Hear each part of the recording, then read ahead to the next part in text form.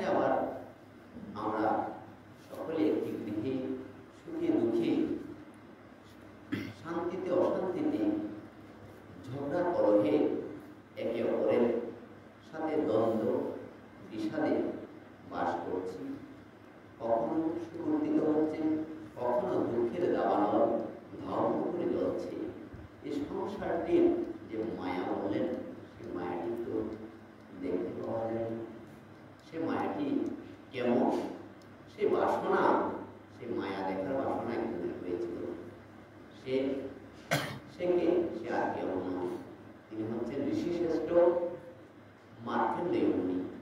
মার্কেন্ডেয় মুনির এই সংসারে যে মায়ার জাল, মায়ার চক্র, সে মায়ার মূর্তি দর্শন করার জন্য নন্দনন্দন শ্রীকৃষ্ণ শ্রীহরিকে শ্রীচরণ কান্তি প্রার্থনা করলেন, হে হরি, হে প্রাণনাথ, আমার এহেন জীবনে কি একটি লালসা, একটি লোভ জাগ্রত হচ্ছে একটি বিষয় জানার জন্য। সেটি কি? সেটি হচ্ছে আমাদের মায়া মায়া বলি, জগতে মায়া, সমস্ত বিশ্ব সংসারের মায়া। এই মায়াটা কি? মায়াটা কি বস্তু? একটু কৃপা করে যদি দর্শন করতেন, তাহলে আমি বড় কৃতজ্ঞতা,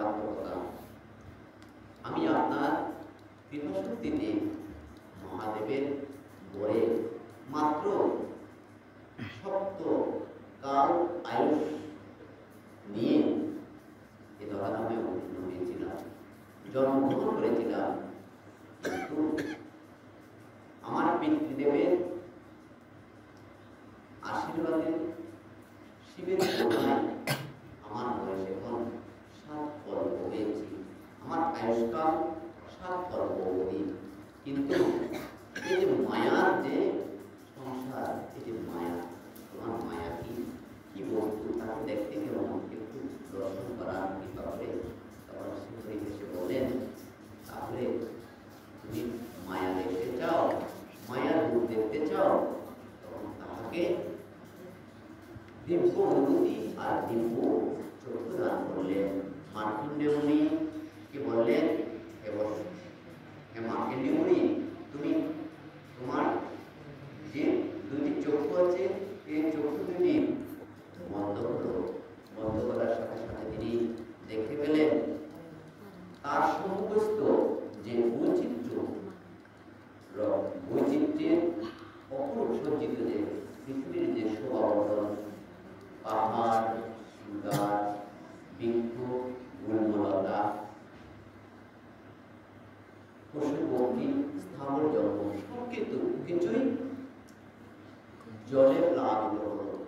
তিনি দেখলেন, যেদিকে দেখলেন সেদিকে শুধু জল আর জল, যেন মনে হচ্ছে সেই অসীম সমুদ্র, সিন্ধু মাঝে সে মার্কণ্ডেয় মুনি বিন্দু রূপে রয়েছেন। দেখা যাচ্ছে মহাপ্রলয়ে সমস্ত বিশ্ব সংসার এক নিমিষে কোথায় লীন হয়ে গেছে, শুধু জল আর জল। সে মার্কণ্ডেয় মুনি কি করলো? সে জলের মধ্যে ভাসতেছিলেন, ভাসতে ভাসতে একটি অবলম্বন, একটি আশ্রয় করছিলেন। তিনি সে আশ্রয় অনুসন্ধান করতে করতে তিনি দেখতে পেলেন জলের এই সমুদ্রের মধ্যে একখানা বড় বৃক্ষ একটি নির্দিষ্ট স্থানে কি ছিল, সেই বড় বৃক্ষটি দরজায় বাঁধছিল। তিনি সাঁতরিয়ে সেই বৃক্ষের পাদদেশে অবস্থান করলেন এবং তিনি বিস্ময়ের সাথে দেখলেন সমস্ত বিশ্ব ব্রহ্মাণ্ড কি হয়ে গেছে, প্লাবনে ধ্বংস হয়ে গেছে। কিন্তু এই বৃক্ষটি কিভাবে দণ্ডায়মান আছে, এই বৃক্ষটি কিভাবে ধ্বংসরহিত আছেন, ধ্বংস না পেয়ে দাঁড়িয়ে আছেন। তিনি ভাবছেন আর দেখছেন, সে শোভাবর্ধিত বৃক্ষের পত্রাদি দেখছেন। নিরীক্ষণ করতে করতে একটি পত্রের উপর তার দৃষ্টি পড়ল।